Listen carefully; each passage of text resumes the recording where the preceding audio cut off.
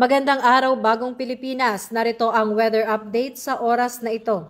Ang Tropical Depression Verbena ay nasa ibabaw ng Sulusi matapos tumawid sa Guimaras at southwestern Panay at huling namataan sa coastal waters ng Hamtic, Antique.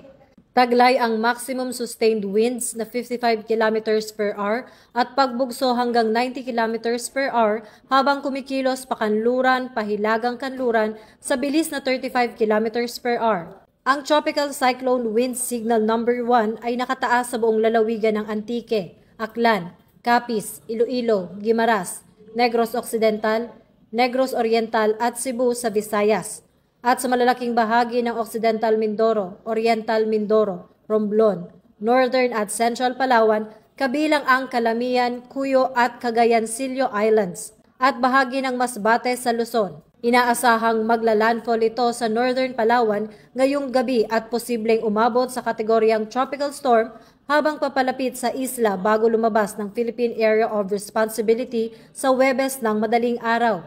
Nagdudulot din ang bagyo kasabay ng northeast monsoon ng malalakas na pagbugso ng hangin sa malalaking bahagi ng bansa. Manatiling alerto at makinig sa inyong lokal na pamahalaan para sa posibleng mga abiso ng paglikas. Unahin ang kaligtasan ng pamilya at ari-arian at regular na subaybayan ang mga opisyal na ulat ng Pag-asa. Ako po si Patrolwoman Sari Bernales, nagbabalita para sa PNN Weather Update.